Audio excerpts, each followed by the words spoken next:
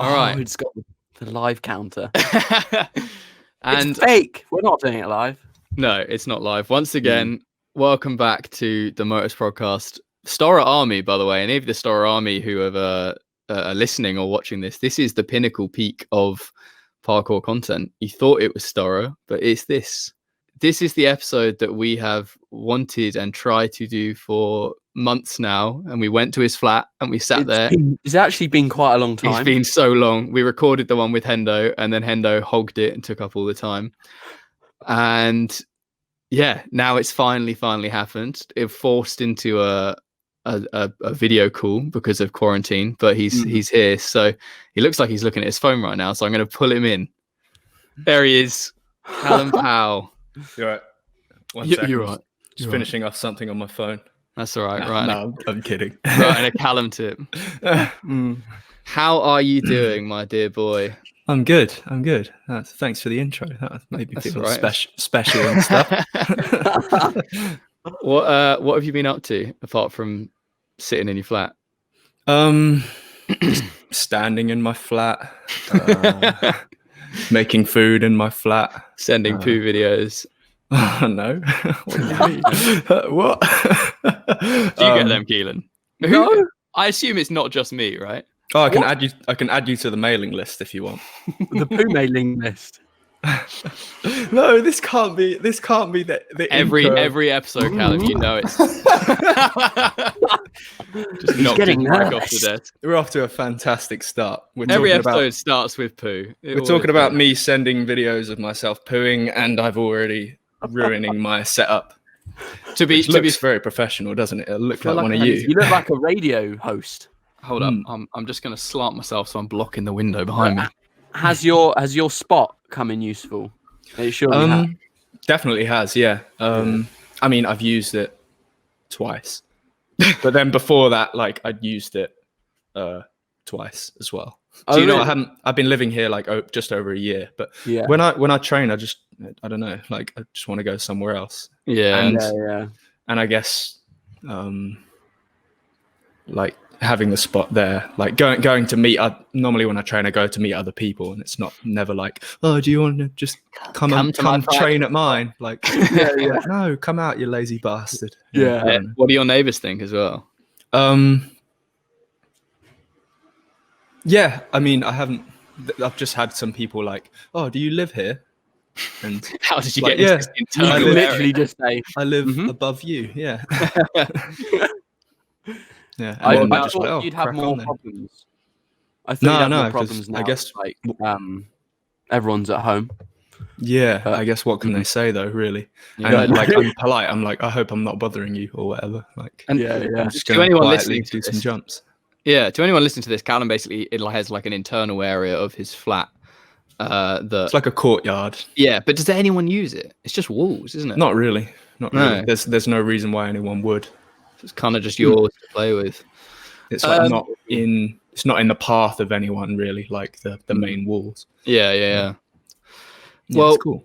I feel like it's too obvious to talk about coronavirus and everything, and it's kind of we've done a lot of it, and I'm sure we can touch on it. Yeah.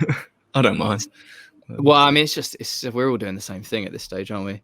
But let's as I've said in every single guest podcast, let's rewind back, because all the way to the origins of little bowl cut Callum and Sasha. Bowl cut blading man. Yeah, it's coming back. It's coming back if I don't. It's coming back if I don't get like go to visit a barber soon. Because I think we're all that way, aren't we? No, you look fresh. You look like you've had. Has Sarah been doing yours? Sarah tried, right? But somewhere it's like substantially longer than the rest. But I kind of put some wax in it to try and balance it out. Because look at you. You know, video now. Where? So I mean, you're currently living in Brighton, but you are essentially from Peacehaven, which is just down the road. You've always lived there, right? Yeah, pretty much. Yeah. Like we moved from somewhere in Oxfordshire when I was like 3 or 4, so pretty much only remember. Yeah. I pretty much only remember Brighton, living by the sea. And so when, how old parkour start? How? Older brother, right? No, well, Sasha started a couple of weeks before me, but there were already some people that were training in P7, like after the massive influx from Jump Britain and stuff. Like there was loads and loads of people training in P7, and I saw the documentary when it came out, Jump Britain, and I kind of wanted to get involved and stuff. I can't remember why I didn't straight away. I think I was just like into rollerblading a lot. But then there was a bunch of us, like maybe 20 of us, like people from my year that before Jump Britain were already playing a game in the park called Wood Game, which was pretty much don't touch the floor is lava kind of thing with manhunt rules. Really?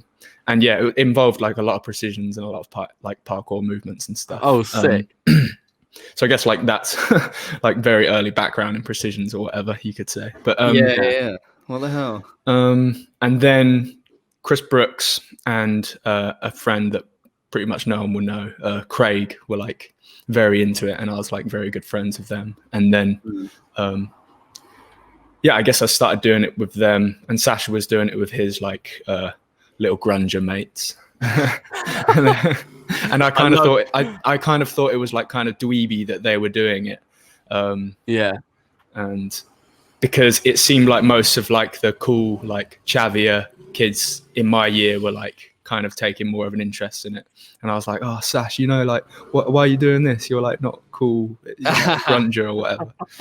Even though I pretty much was like a grunger skater. Yeah, I've seen photos of you and your brothers are just like the like Bernie's Blade baggy clothing. Oh yeah, big time. Big That's time. so interesting though. So that like it actually made an impact in like your year.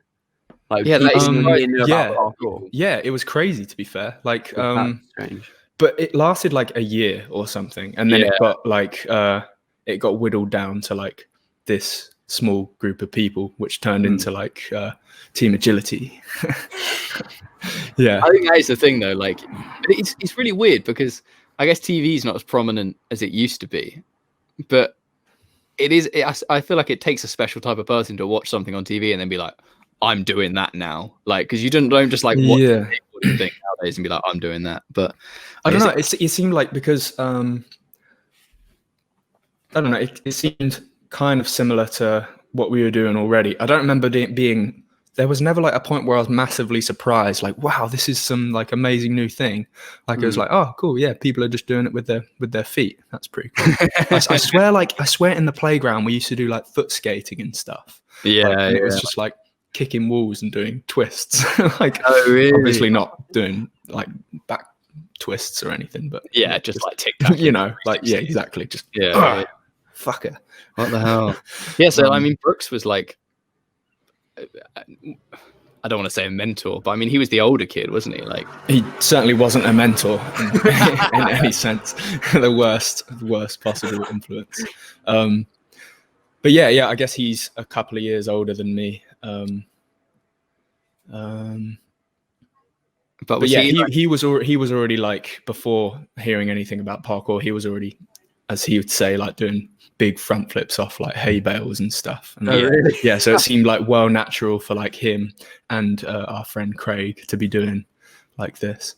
Just that, and I guess for us as well, because we were rollerblading and hardly anyone else was doing it. So me and Sasha got on board, and sick. So like, I don't really know when I first became aware of you. I guess it was at a similar time to like when Phil and everyone else was slowly on the come up. I guess you were kind of all similar ages and things, but there just was this like growing period where I'd say predominantly you, obviously Sasha as well, but like the Brighton scene had become established, so to speak, like to the outside world, i.e. people outside of Brighton.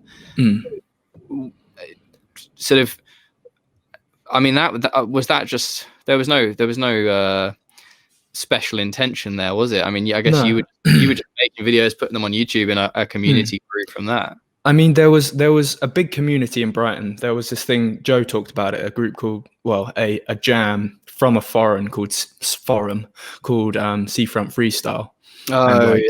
It was like 9 a.m. every Saturday, and we'd be the one, like us P7 lots would be the one that would train from 9 a.m. to to like 7 or 8 p.m. or something. Yeah. That's mad. Yeah, surviving on like a good. pint of milk and custard creams or something. Yeah. A day. Of course. Of course. And so there would be like 30 people sometimes on busy days, and it would be like what year? It would be like 2006, 2007. It kind of stopped like around 2000. That is like impressive for that number. But yeah, it stayed pretty consistent. Like in summer, Seafront Freestyle was massive. It's the right town, right city, I guess, isn't it? Like it's the accessibility and the community vibe of Brighton, I think makes it easy for that kind of thing to happen. We must have looked like such dickheads in like such public places because it was just the dweebiest people. Like the Brett Currys and stuff. I don't know. Shout out Brett Curry, legend. we all did, I think, unfortunately, but normal kids have their like bad fashion days where they look back and they're like, oh, I used to dress like that, and they'd have photos from like social fun events, and we're just the parkour guys who have the baggy tracksuit. Like, well, I had like my baggy cargos and Lecoq Sportif shoes, but look at us now. Like I've got your own shoes. Got Motus's baggy cargos, and I've got Storror 10s with a Lecoq Sportif logo on the fucking bottom. It's full circle. That is hilarious. Oh yeah, we won't talk about that. We won't. We can't. I don't even actually know what that is in reference to, so now I'm curious. I know. Shit. After this is finished. All right. Yeah. So yeah, I mean, so Brighton was kicking off, and I mean, there's so much to talk about. There's so many different little avenues, but you were already churning out some gold that is still gold in my opinion. Like the summer videos and stuff like that are some of the best parkour videos ever made. There's so many people who like don't check those things out, and there's so. Is this on like Storror's channel as well? No, like Callum. Yeah. Callum PK. Yeah. It's the ones where it's like Sasha leveled up and the little video game moments. I mean, he filmed it all, but I edited them. That's why they have like so much of like quirky, weird shit in it. Like, and all the kind of prog rock music and Dragon Quest memes, inside jokes. Did you share the same computer? And then I feel like I heard something that you were both editing, and then suddenly Sasha just started like more. For sure. And I think Sasha had a lot of knee injuries like close to the beginning. Oh, okay. And he would film a lot more back then than I would. So he got really good at filming, really good at editing. Yeah. And I didn't. But you two were this like little kind of collaborative team because you were just constantly churning out stuff.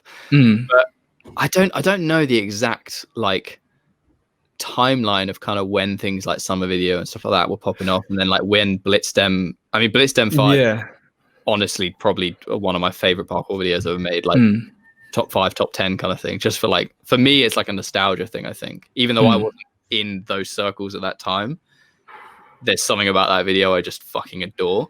But was there a Blitzdem 4, 3, 2 and 1? There was 1 and 2, right? There was 1 and 2, but the intro of Blitzdem 5 is like the whole the Family Guy thing, where Lois is like, Peter, we've been over this. There can't be a World War. What was she it? says like there can't be a World War 5 without 3 and 4.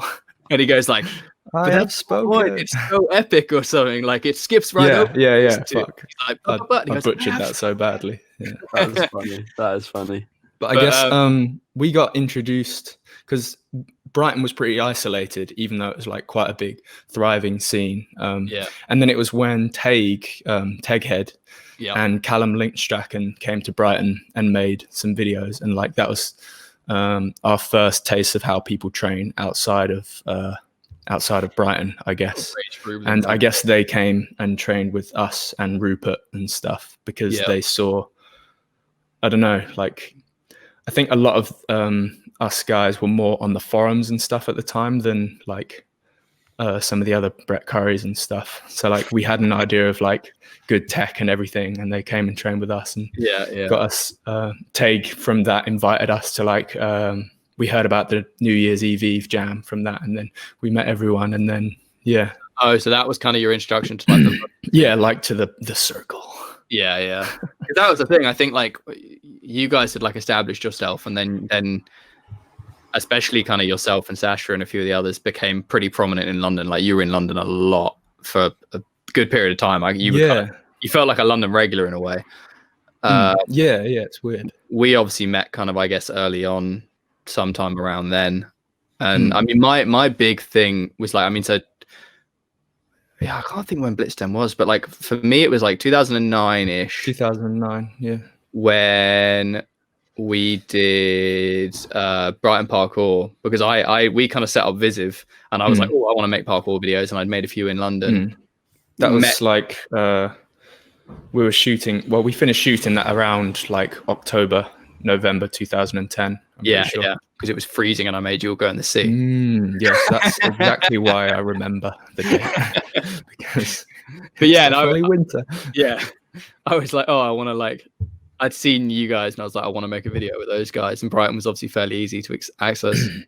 And I remember the first time I came down, and I got quite close to Sasha, and like we shared the kind of video thing, and we went out for a day, and I was like, I fucking had like my big old tripod and was like following you guys around filming stuff, and I had this vibe. I was like, I feel like Callum doesn't want me here, and I went back, I filmed some bits, and I put them into a little draft with like a little bit of the song, and I sent it to Sasha, and I think I called it like Restoring Callum's Faith.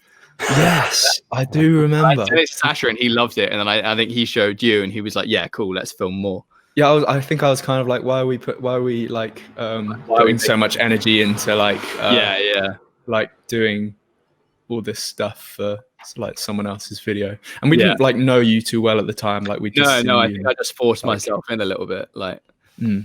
Like you made the community spirit video and the manhunt video, didn't you? The manhunt video, that would be a bit later.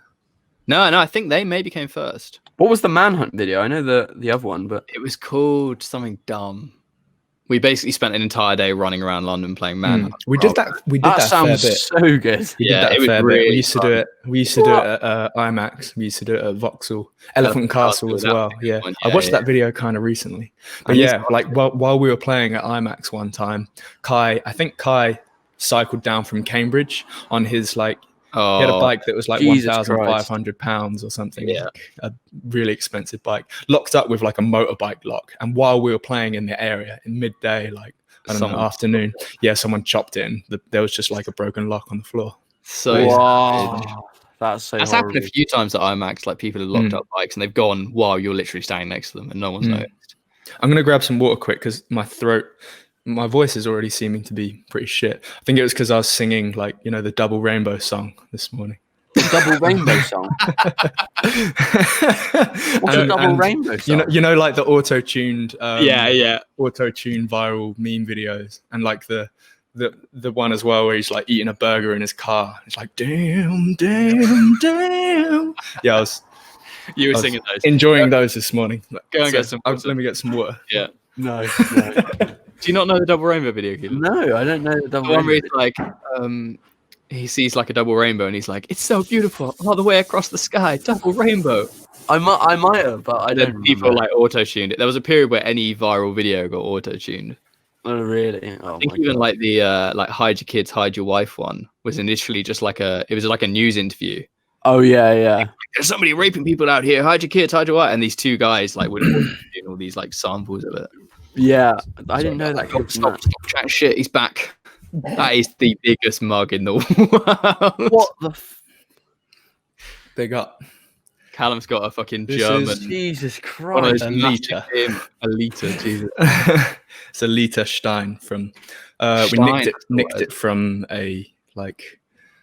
What are they called? Beer garden in Munich or something. Yeah. Callum Powell doesn't steal things. I mean, bought it. Bought it. Yes, there we go.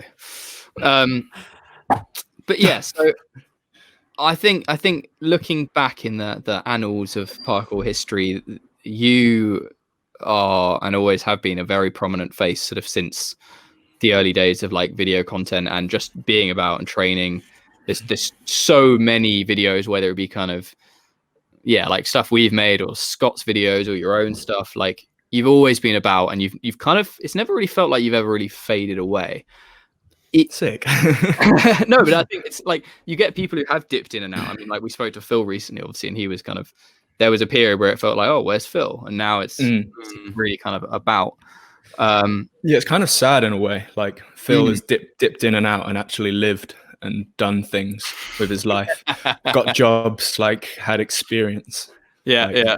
Not just experience of substances, of course. I'm not just referring to like party stuff, like, but yeah, experience. Like it's not only experience in parkour, but whereas I've just done parkour, wasted youth big time. I would disagree with that. The opposite. I say it as a joke. Like, but so something I kind of wanted to touch on, which to be honest we could slot in anywhere, but I don't know if this is like just kind of genetics in the early days, but it's always felt like you are strong and have had a focus on being, I mean, your style of movement has always lent towards like classic parkour movements. Like you're not a flip orientated person, but it's always felt like you have always had a solid focus on kind of technique, precision, power, strength. And whilst not only just training that and also like repeating that, because you're not the type of guy to like just one bang something and let it go sloppy, you've definitely maintained. I mean, I can remember old, not workout videos, but like there's old videos of you lifting and trying to do sort of physical things from years ago. Like, has that always been a focus? I mean, evidently. I think in terms of like the classic parkour stuff, I guess I've been kind of geared more towards that from the people that I trained with as well. But, I guess with the lack of like more acrobatic stuff, that's never been like by design. It's not like I dislike it when people are like, no, I only want to do like efficient stuff, bro. It's like I do not train for efficient stuff. I don't think I ever have. I like a very fast, like speedy run when you're covering a lot of distance. I would say you train challenges. Yeah, I definitely train challenges. There's been times where I've like done like a lot more like longer runs and stuff, like wall runny kind of things, like around like when Tag was making the Rage Frubling Django-ary videos and everything. I was super into that, but never like with the idea of like becoming more useful or whatever. But I didn't get into the acrobatic side of things. Definitely not by design. It was because I was never good at it. Yeah. And like with the more jumping stuff, I kind of was good at it. So I kind of neglected and stayed away from the things I didn't do so well in, which is, a pitfall that many people fall into. But I guess it's helped me to specialize and there's positive and negative. Get better at a niche. And also, probably a lot of the time you could have been working on your acrobatics, you were making like funny trampoline videos. So out of you not learning things like back falls, we got comedy. So I guess it kind of, oh my god, it such wasted youth. that 5-minute video where I'm bouncing around, you could have diverted that energy just to try and work out a back fall and just... exactly. But in terms of like lifting and stuff like this, which obviously nowadays you're very kind of on top of, you for now. Has that been something that you've kind of always had an interest in, and like where did that come from? Well, I guess that was another thing from Tag. Tag and Bobby were the first people I saw doing any lifting for parkour. Like I saw them in a video called Quaker versus Satan on Tag Head's channel, where they're doing Bulgarian split squats in Bobby's garden. And I think I just asked both of them like why they're doing that, and said like, it'll make you stronger. It'll make you stronger for better jumps and make your knees like good against any injuries or anything. And without questioning it, I just got my mum to buy me some Argus weights and I started doing it mainly as well. Like, I don't think I even particularly wanted my jump to be like that bigger. I think it's because a lot of my friends at the time were dropping like flies with like knee problems and stuff. Like Craig being one of the people that I started with, and who was like such a prominent person training like in the Brighton scene. Like, he was by far the best. Like, and if he kept training and didn't get like he got like chondromalacia patella, which was like his cartilage in his knees, both knees were just like in bits. Oh my god. So, but yeah, he'd be amazing right now. I'll send you a link to like an old 2007 video later. But seeing stuff of his. He was one of the first to do the big level arm jump at Jubilee Gardens. Oh, and, really? He did the cat pass precision at IMAX when the walls were still orange, and fucking hell, and the cat pass arm jump at IMAX too when they were still orange. So yeah, like, he was really good, but no one knew who he was really around that time. Yeah, wow. But yeah, so he and a few other people had like knee problems, and I wanted to keep doing parkour for as long as possible. So I jumped on anything that I thought would, even though it's probably more to genetics than anything. I was going to ask, actually. I mean, you've obviously had some kind of wrist injuries recently, which you've had like niggling things that you fractured it, right, and then it kind of wouldn't go away for a while and stuff like that. But, yeah, still problems with it. Yeah, but have you ever had like bad knees? Yeah, recently actually. Now and again, I'll get not patella tendonitis, but quadricep tendonitis. So the one like above the kneecap. I've been struggling that until very recently, since like early December or something. Yeah, but that's been like kind of on and off over the years, but it was definitely the longest time recently. But yeah, now seems to be all good. Because I was trying to do is just think about, like, it was kind of what made me think like you've never really faded away. And although you've obviously had injuries and bails in the past, like that, it doesn't really feel like there's ever been a period where I've been around you and you've been like seriously affected by something. Like, quite often you might have a niggle, but then you're one of those people who you'll be doing something actively to try and counter that, which is obviously a lot of people don't do that. Yeah, I guess just parkour is quite important to me, I suppose. I ain't got much else. I mean, honestly, this is the other thing, is like, at what stage did you kind of realize that you were, because you are undoubtedly one of those people who is just like 100% parkour. Like, I mean, you drum and you do have a social life and this other things, but you, for the last well over a decade, have just been 100% balls to the wall, like train. I remember we went climbing for Kai's birthday a few years ago, and you were annoyed because it was sunny, and you were like, we should be outside training. Like, you were like, I don't agree with going inside. It's funny. And like, I love that mentality, because you're just like, parkour is everything I should be doing. Yeah. It's funny how my life hinges on this one thing that like doesn't pay that well, and is so reliant on your joints being healthy and stuff. Yeah. That's funny, isn't it? And especially where my style as well is even more heavily reliant on your joints being healthy and able to perform at their top level. Yeah. Scary. Yeah, it's very scary. When did you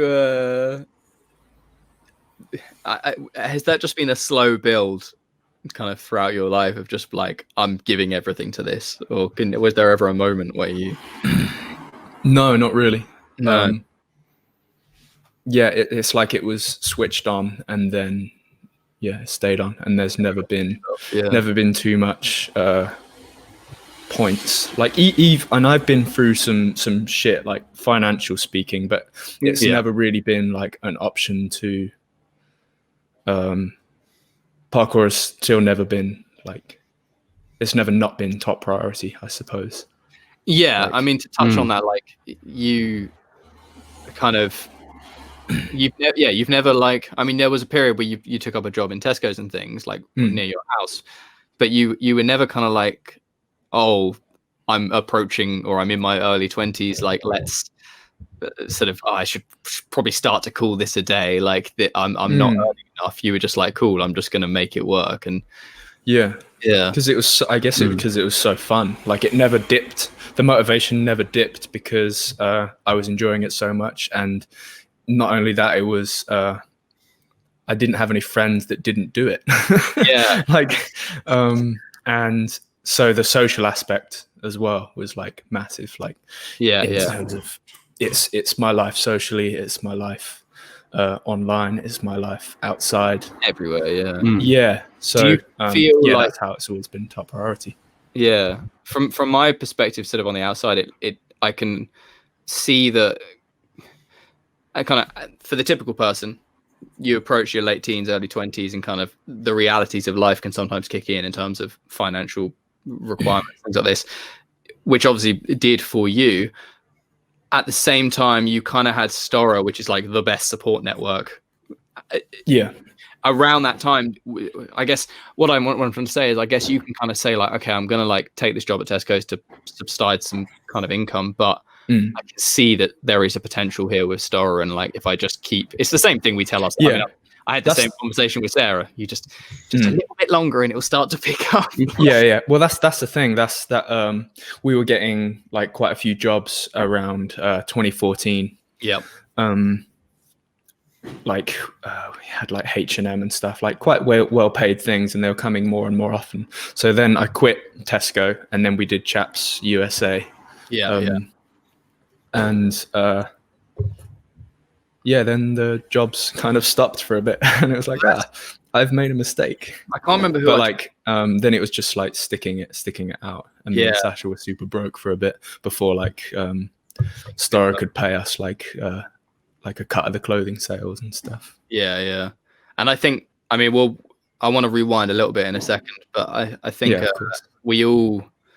I think a lot of us who were kind of, let's say, in the industry and earning off of it, i.e. from jobs, like commercial jobs around that time, we all had that like weird thing where there was a lot of that commercial work, i.e.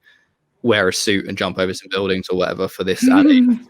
And then that slowly, once parkour like lost it wasn't new anymore. So like nowadays you don't really get that work as often. It's like a strange. Keelan, water is God. All right. Oh my God! Not watching the video. Callum is drinking from a mug the size of his head. Sorry, Charles. That's all right. So Storror, right? Why the fuck are you in a little den? Gaming den. Why? I don't know. You tell me. There's me with my window open, trying to get as much light as possible. Like you're literally. It's called soundproofing. I don't know. You live in the countryside. Thin bits of fabric. My dad is doing work to the house right now, and trust me, if I didn't put a thin layer of curtain. Once again, to anyone not watching this, Keelan is surrounded by a veil. Makes for cozy. Yeah, no, it does look nice. What was I going to say? Yeah, so I mean, the way. I hope you know, like, I'm just going to try and cut you off through this whole thing. Just fun. For Keelan. Just. Callum, whenever Callum listens to the podcast. He sends it to me as well. It's amazing. It's so hiding it from you, Giles. That's fine. I mean, is there any point in me starting to speak or? No, go for it. Seriously, I'll just drop it in at random point. Okay. I mean, Keelan, you've got the list of notes as well. You can ask some of these questions. Oh, I know. Don't worry. I'm just trying not to get cut off. That's all. I'm kidding. So, 2009, we obviously start doing well. So yeah, as we were saying, 2009, 2010. I'm spending some time with you guys, and we're kind of filming and stuff like that. And the London scene is developing, and the Guildford scene is developing, and the Horsham scene is developing. And before Storror even existed, I remember we'd made Brighton Parkour. We were making it, I think, and I was like talking to like Toby or maybe the Cave or something. There was this idea to do a video that I kept calling. I don't know if I came up with the name. That Horsham lot and that Toby kid. Yeah, that Horsham lot and that Toby kid. And it was and you made it into an acronym I like abbreviated it's like Flatuk.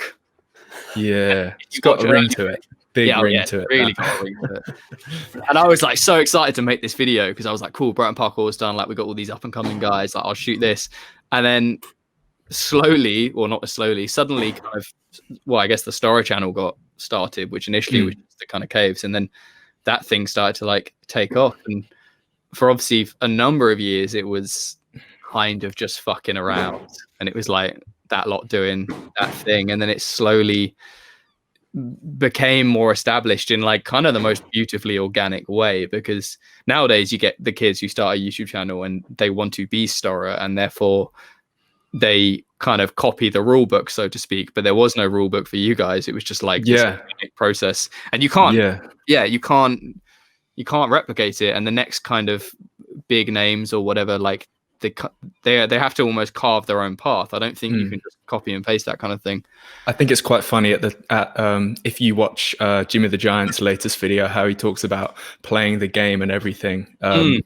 Like by doing the clickbait titles and like making these longer form videos and trying to get the attention of to sell parkour like to the public. And it's funny, like we were in the time where it was still quite strong on YouTube, and we like you said, we didn't have to play by any rules. We just uploaded like if you watch episode 2, like Cow Eye, it's just like a 20-second video. It's just all bullshit, but like I don't know, people loved it because it just wasn't just like a 3-minute sampler of like a single person or a team. It was like like Storror Blog was Horsham Movement was that, and Callum PK was that, and Toby Seagar's channel was that, but Storror was like we would just put all the bullshit from bullshit, and that's what it started off as. It was interesting actually, because it never really felt like, because obviously as you said, there was a period where like a beautiful video that might include all of the Storror guys might appear on Sasha's channel or Toby's channel, and it kind of felt natural because you knew Toby as like the creative or Sasha as creative or whatever. But then once it started to establish itself on the Storror channel and you started to get these like higher grade edits, it didn't feel unnatural, because somehow I think you kind of got the perfect combination of the fuckery and the beauty. And obviously back then there was a lot of beauty because it was very depth of field, 550Ds and all of that.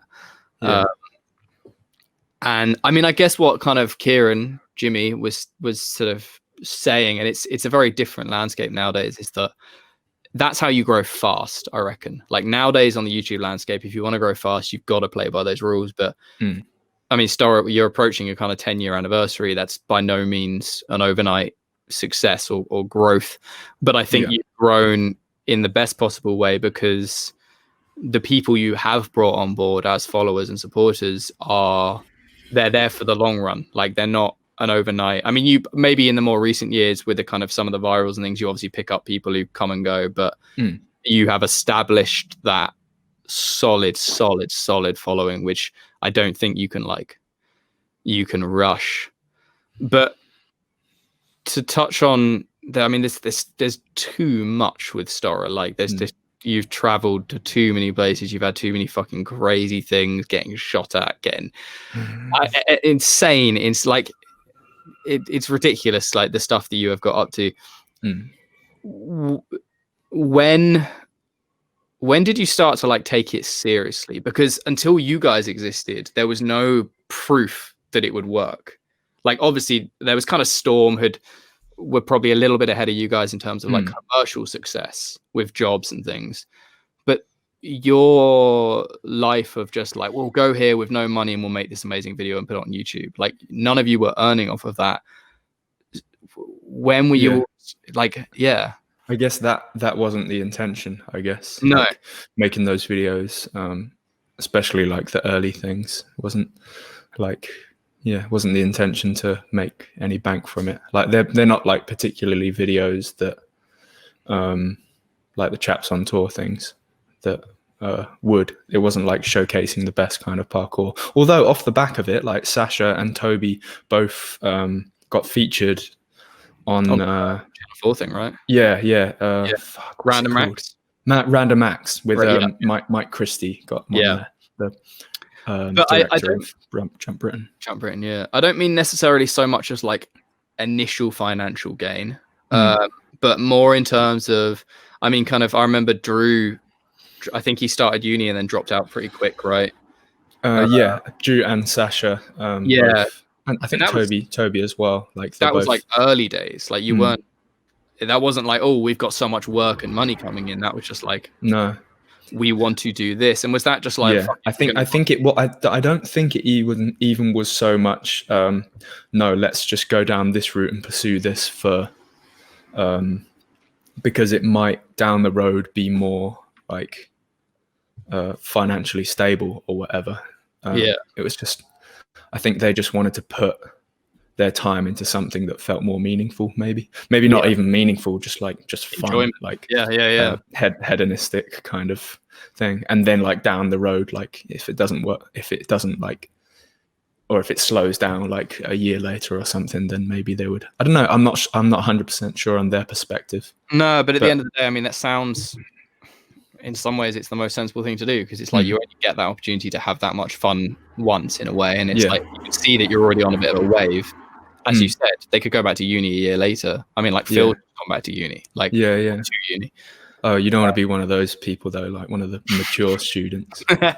I mean, I haven't written off the idea of like going back to uni or something at some point, studying sports science or whatever. I don't know. Yeah, I wouldn't completely write it off, but I wouldn't want to do it. But like, no. Yeah. But I guess around 2012, like around the time where they sacked off uni, they were, like that's when we made the first T-shirt and everything as well, like the ST. Yeah.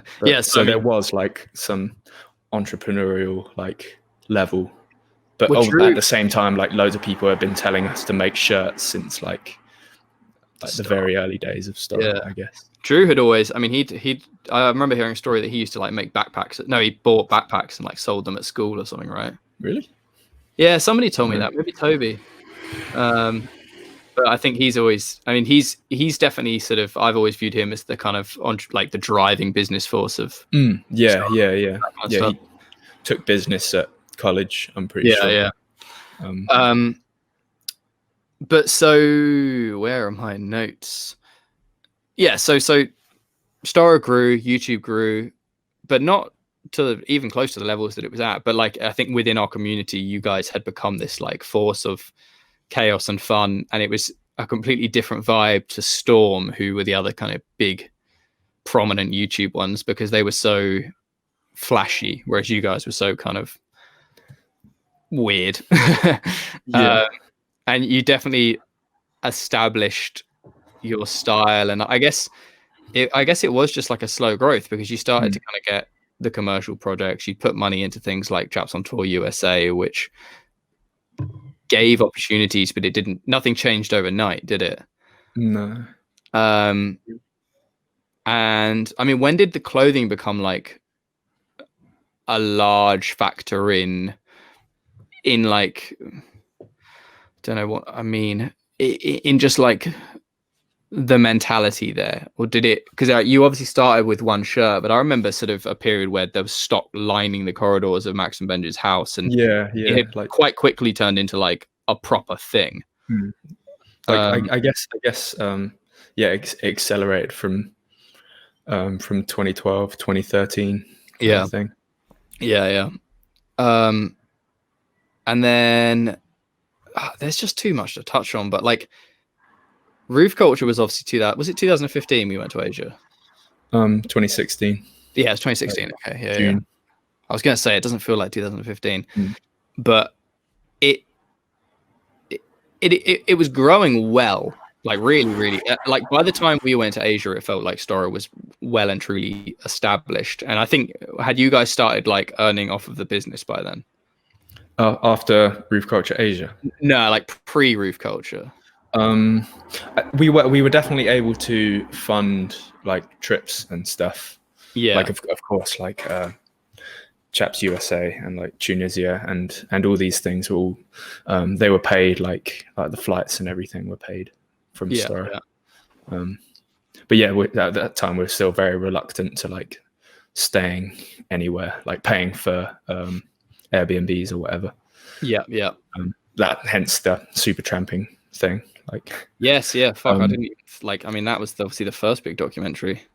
I think Roof Culture Asia was like maybe like the first thing, because I remember the conversations actually. This is so funny. Like we were saying like we were talking about maybe just sleeping on roofs and sleeping rough like that.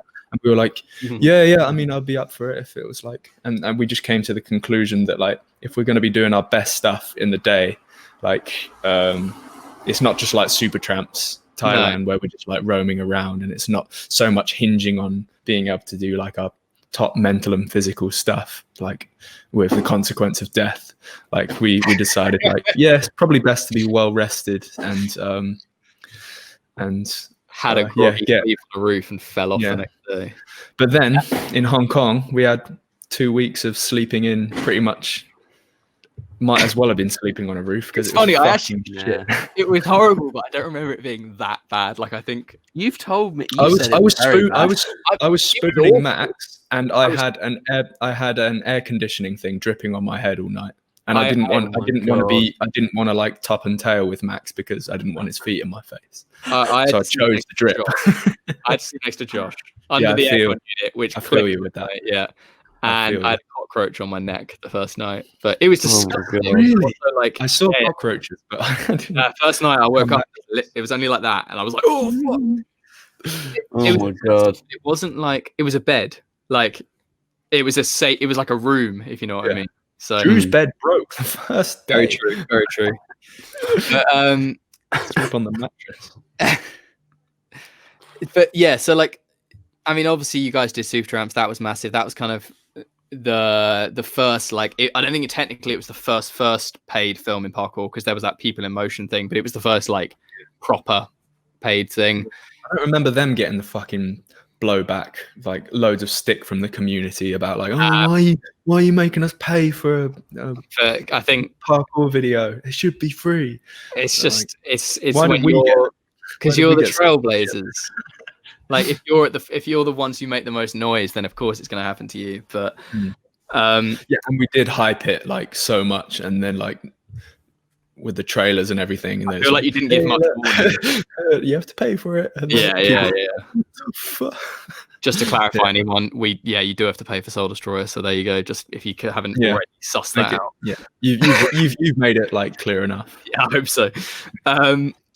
But so was it the first POV or Roof Culture Asia that came first? The first viral POV was came after Roof Culture Asia. Came after, yeah. Okay, so that was the other thing I wasn't sure of. But so I swear that wasn't the first viral though. There was another viral that was in England, and it was another POV, and it was I think it was just 3 of you, but I can't remember where it was. That is the first one. That's the one I'm talking about. Yeah. With the one that's not in 8 yards. Yeah.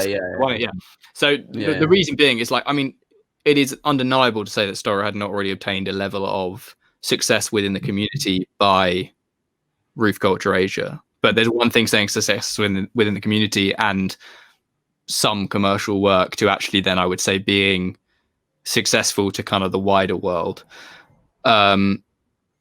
Which is kind of why I've rushed ahead to like these points, because it felt like we obviously went to Asia, still being so ridiculous that I got to be involved in that trip, even though I shit myself a number of times. Yeah, but, I mean, if you'd have told us like you had like mad anxiety and everything, and were completely allergic to police and security guards, then maybe it would have been different. But... Well, it was like, yeah, we got on with it. If you take the country boy who's barely done any like serious roof missions, well, I've done roof missions, but not like police encounters, to Asia for that. But no, you like, I think that was like a interesting perspective to have in the video and everything as well. Like, yeah. It was jumping in at the deep end with sharks and everything else in there as well. And your interviews like were so good in that film as well. Like they had to be there, to be fair. Because I'm the waffle master. But it was obviously Roof Culture. When we were out there, the first viral happened of Max, which set the whole thing kind of crazy, and that was crazy for you guys. There was a massive amount of kind of interest, and then the film, it felt like at that time, like even just while we were shooting it and when we came back, that it was just like everyone's eyes had already been on Storror, but even it just peaked, like the whole community. It was just like, you guys are the ones doing something, whereas a lot of other people are either kind of stagnating or not doing anything nearly as progressive. The film obviously took us sort of a year or so to actually come out due to loads of different reasons, but during that time was then when this first POV came about, which went like kind of mega viral in a way. And I remember in Asia, actually, you guys were kind of saying how you'd finally kind of got consistent with your weekly videos. For so long you've been trying, you churn them out every week in Asia, which was amazing. But it was kind of, I know, it's been that long. Yeah. But from the point of view dropping that POV, that felt like where everything kind of really started to pick up pace, and you had virals, different styles. You started playing the YouTube game more, and things like really went from there. I guess kind of what I'm building to was like, was there a cohesive thought process behind like, okay, we've got some momentum, let's make this thing grow? Or were you still just doing it like the old way, where you just kind of just had fun? There was definitely a level of wanting to like use that momentum and everything. So we definitely rode it quite a bit. But I think there was definitely like, we didn't change up our idea towards our content too much, I guess. But there was definitely like I'm not sure if it was more to the to that or to like the YouTube algorithm. Yeah. To how we changed like the format a little bit to be like a lot more vloggy and stuff. But, we were already like, in Roof Culture Asia, like we weren't too used to vlogging like in general, but like but I guess we got better at it like around that time, because we kind of had to. It definitely felt like it became natural, because I remember before that you guys had tried very briefly a period where I think like the one I remember is Toby went to China to do like a world record thing, and you tried to do a bout of like vlogs, like almost kind of personal vlogs. Yeah. And it never really felt like that kind of sat that naturally. And then it's kind of as that viral took off and your YouTube took off even more, because I think you had less than 100k subscribers before that viral, right? I'm not sure, maybe 250,000. I really can't. Maybe you did. Remember I could be wrong. The numbers on the time against the timeline. It sailed from that point onwards. Yeah. Crazy to watch. Yeah. And as you said, like the algorithms, because suddenly there was a lot more kind of, one I can remember was like, we got stuck in an abandoned swimming pool and stuff like that. And to be completely honest, my mindset has definitely shifted because of it's now kind of an undeniable thing, and Kieran, Jimmy covered it so well recently. But I definitely initially was like, I don't like the clickbait. And I think something that definitely didn't sit that well with me was like the fake when you, because there was obviously that like the subsequent POVs where some of them kind of had like a fake intro. The Moroccan knife man is the one I kind of yeah. And I'd watch it and be like, it's fake. But then big time. It brings in the sort of tens of millions of views, and you're like, okay, But then next week's video was then something. It's like the. What is that noise? Can you hear that? That's exactly what I was on about. I'm gonna do that. Your dad. Keelan's muted himself. And then next week's video would be like the extras of, the BTS of that video. Man and everything. Yeah, very true. But I think nowadays it's clear like that's the entertainment thing. But like if people feel they've been duped, then it's like The one gray area for sure. Because if someone else did that, like it would sure leave like a bit of a weird taste in my mouth. And it does often, for sure, when people still do that. Well, actually, that was the question I had, is like, what because I feel like you're definitely one of out of kind of the Storror 7. You're one of the most like I don't know what I mean, but like snobby. How would you say? I don't know, opinionated, I guess. Yeah, and I feel like I could imagine you as being one of the ones who like wouldn't be so keen on like a clickbaity idea or faking. I mean, okay, so here's an example: the Racing the London Tube video, which I actually watched the first time, thought it was completely genuine, and then read some comments, and then obviously everyone started picking it apart. That didn't have a follow-up saying, okay, this was fake. Yeah. We definitely felt like we missed the mark with that. We were like, yeah, we have completely like where the line between like entertainment and just being like kind of faking and kind of being dick, like that, we kind of jumped the line with that one. And afterwards, when like so many people like were like, yeah, you guys are phonies, we were like, oh. Yeah. And is that like a constant dialogue in terms of kind of, because there was definitely a period where a lot of these POVs were coming out, and especially some of the later ones, it felt like maybe you were kind of riding the like almost like the first ones felt quite organic, and then some of them felt a bit more like, oh, let's go and try and get another viral, guys. Like, let's go and sort of scrape another POV out the barrel. Yeah, for sure. That's like that's part of it for sure. But I guess for the most part, we're still producing something that like the POVs, that's definitely stuff that we're proud of, kind of thing. Yeah. Like whether it's got like that whole like fish hook kind of thing to grab the attention of the viewer and everything. Like it was saying in the recent Jim of the Giant thing. Exactly. But there's like I guess catching the attention and then retaining the attention. Like you've got to have something that's good. And then there's retaining the person as well, like to keep them, like to make them subscribe and then make them a fan and then make them like a fan enough that they want to wear your merch and like associate themselves with you.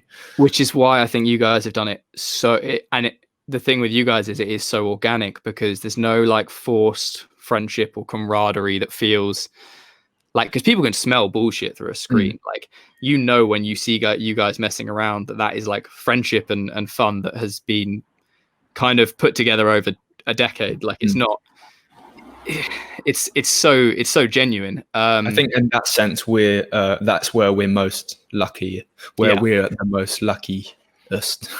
We're very lucky that we have the 7 of us, and we all kind of not only have the same drive for like adventure and parkour and stuff, but I think humor as well. Yeah. Because there's a lot of in-jokes and things that you can't make up and rush. So it's like, and I think watching it from the outside, it makes the viewer like want to feel involved and want to be a part of it. And then kind of, I don't know what it is. It's funny. It definitely works, and the viewers seem to get it. And I think it's taken a long time for you guys to obviously develop that, but it would be very, very hard to like just create that overnight. I don't think you could get a group of guys and be like, oh, you need to be like this, you need to do this is the style of stuff you have to put out. Like, I guess that's one great reason. That's one great thing with the Motus projects as well. The way, obviously, Keelan, Luke, and Max, they're all like from Bremen and everything, and of course, Max and Luke have known each other since they've started parkour, or maybe before. I'm not sure, but so there's that element of that in there. So well done for snatching up those boys, because you've already you've ticked the authenticity box there. I mean, speaking of Motus, it does feel like in more recent years, it's kind of felt like things are coming to place in terms of like dynamics between people and things like this, which is nice. No, absolutely. It never felt like we were trying to force it, but especially me, given that I was kind of the older one sponsoring the guys, you have like not aspirations of like how it's going to be, but you're like, well, let's get these guys together and sort of develop something. So it's nice to see it taking its own stride. But I think for you guys in more recent, like the sort of last year or so, there was definitely a period where I felt like I wasn't watching nearly as many Storror videos, because they felt maybe a bit too forced down the viral path, or at least some of them did. Whereas nowadays, like, I think because you've taken that audience, you've grown it to like a massive level, and now so much of your content is just sick parkour content. with little like bits here and there that spark, like maybe kind of tie in a new sort of a clickbait title to bring some people in about some roof jumps or whatever. But at the end of the day, the base level is just so fucking sick, and it's like it's such a nice balance. And then obviously every so often, and it's the type of stuff that you can't rush, you get the Thamesmead video or like Sea and Jet. And I mean, the Thamesmead video is my favorite video this year completely. Like that's it. I'm glad I wasn't involved with that one. Yeah, was that your wrist? Injuries got too much. No, not wrist. I think it was back and ankle. Oh, really? Back and ankle. But it's so impressive that you managed to maintain that balance. And now you're I think that's that's a balance that we're also very lucky with, because of course some of us are more eager to like push down the viral route, and then like some of us like within like the group chat like we're all like vocal and honest about if this what part of an idea like doesn't really smack, doesn't really like come across too authentic or whatever. So we've got like a great balance. Like if it was just me in charge, like Storror would nowhere near be where it is. Like I'm not one to like kind of push for like elaborate ideas to like it would just all be training videos and it would just not do well at all.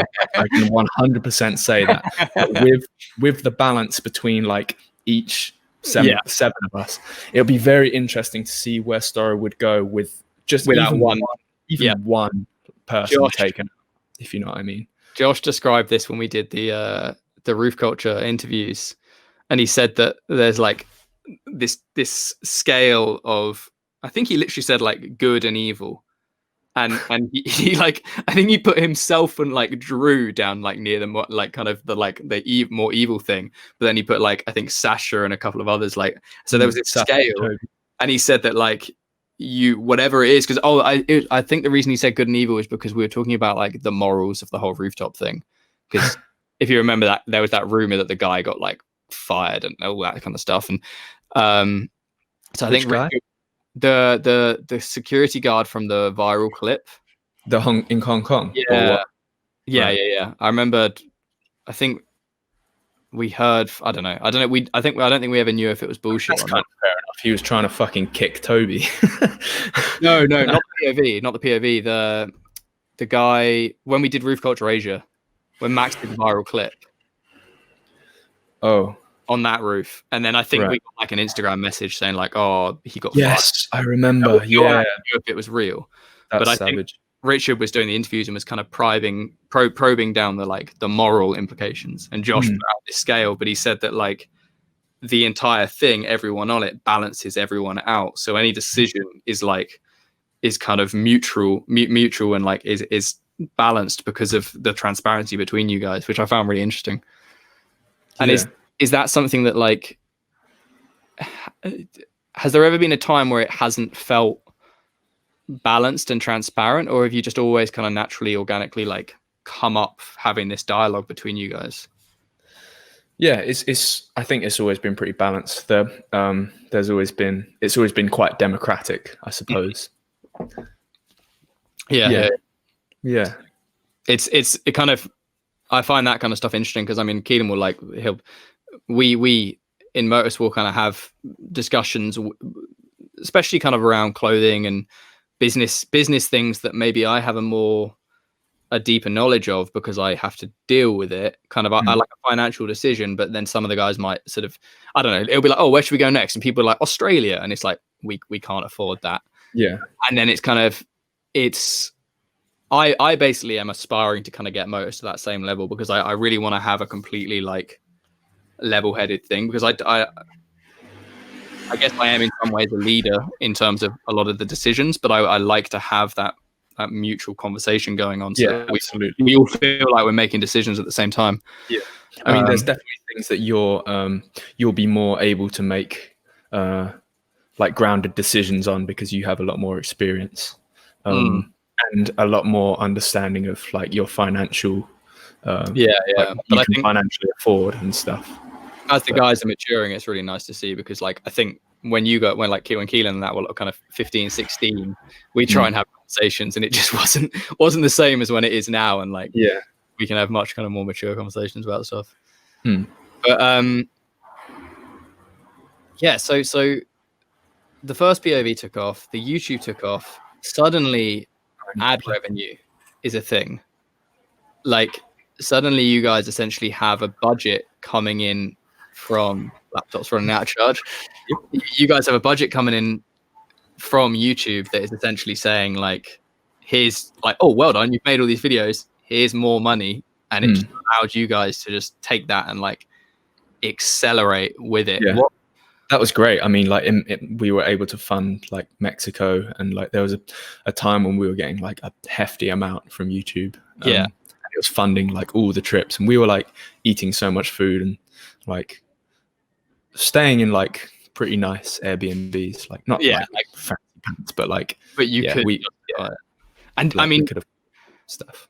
I don't know exact figures, but I've kind of heard numbers, but we won't disclose anything on here. But like, was it essentially just like you just knew that if you put out your monthly videos, and as long as you were hitting kind of decently viral numbers, and you had previous virals still ticking over, like your travel and life and expenditure is essentially just covered. Like it was just a case of just trying to maintain that. Yeah, pretty much. Yeah. That was working very well. And then it all ended. Yeah. It all ended. I mean, and was that an overnight thing, right? Like there was no warning about that. Yeah, there was nothing beforehand. Suddenly, like, all the videos were demonetized, like including and I think a lot of the viral videos that were still like Hong Kong POV that was on like 80 million views at the time, like it was still ticking up, and like I mean that must be right. Yeah, getting like millions of views quite regularly, and then it kind of hit a wall. And of course, like when that hits a wall, like we're getting less money as well, including like so many other viral videos that were ticking over and accumulating more money and stuff to fund the trips, fund the clothing. Was that like scary in a way? I mean, I would assume kind of that you guys weren't pissing money up the wall to the extent where. Because you can imagine some people kind of, I don't know, a Logan Paul type character might get into that situation and they're spending everything. And then when the tap turns off, they're like, oh, nothing's left. But I'm assuming it didn't kind of put the potential future of Storror in jeopardy, but it was more just like, oh. I think we had a nice time where it was kind of a short period, I guess, as well. So like, we were reliant on the clothing for like a very long time to fund all the trips, and then we had a short period where it's like, oh, this is super comfortable, we can, like, YouTube is pretty much paying for all the trips, and then the clothing is just going, like, it's looking after itself and paying us, kind of thing. Because none of us took any of the YouTube video, like our salaries are all paid by clothing and still are, but now the clothing is paying our salaries and is paying for all the trips and everything. So now it's kind of back to normal again in terms of like, it's nice to think of it like that. Like anyway, like how it's building up. It's like, oh yeah, things are going really great. And it's like, oh, well, I guess things are a bit back to normal now, rather than just like, oh no, we've taken a massive hit. And, yeah. But I imagine that was pretty fucking horrible initially, because I reckon was there a period of like, oh, we can get it back, like we'll get them remonetized. That's the hope that crushes people's fighting every battle. Is there any history of people getting remonetized? Yes, but it really? It requires them deleting a lot of videos and completely changing up their content style, which both things we don't really want to do. Even then, because there's very little dialogue with YouTube, like we could like make that sacrifice, and then it just nothing happened really, from my understanding at least. Anyway, so now I guess we're just being a lot more frugal with the choices of trips that we take. Moldova being one of them.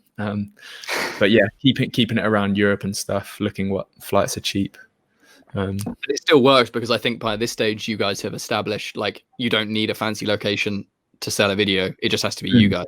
Yeah, just an idea, and yeah. I mean, next video, try finding a rug and beating it because it could do really well. What? I said try finding a rug and beating it. Why? Keelan's video. Oh right, yeah. Keelan, you've muted yourself, right? Yeah, I just realised now. Oh, have you been muted? I'm on the rug. Yeah, I am.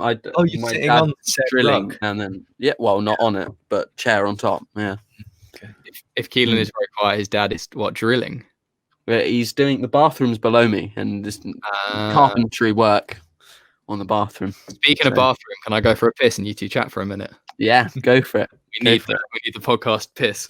So for the listeners that didn't quite understand the whole rug thing, if you follow this team called the Motus Projects, they released a video recently. They don't want to see me beating a rug. Quarantine Diaries, and Keelan in his section is he's beating a rug, talking about beating a rug, and then you see the beaten rug in his room. And I recorded. I was watching this on my TV, so I'd proper set up for a good watch. And I didn't know what was coming. It was brilliant. I rewinded it, filmed the screen, filmed my face. Oh yeah. And then sent it to you. No, it was funny. Max edited it, so I just gave him footage and was just like, "Yeah, this is what I've been doing. I'm gonna be honest. I've been doing much beating a rug." No, it's cool, but we're inspired by the fun of you saying like, "Yeah, we're stars. Like we're still like training and like." Yeah, it was like our like little version of your guys' lockdown videos. Apart from that. We're all in the side beating Max and Benj like driving places, and they're thriving right now. Like everything's closed. They're just business as usual. Yeah. Have you been? So jealous. Have you had people to train with? No, not really. And I don't think it would be too bad to go out and train with people either. Like, so long as you're keeping your distance and they're not touching your devices and stuff. Like, they can just film an airdrop or something. Should definitely utilize that a lot more, and probably will in the coming weeks. I think Phil said he was doing that. Yeah. It's strange. I mean, I will find it very difficult to not. You got to remember the whole time you're with them. You just like No, I mean it's going to be really hard to not make out with Joe Hendo.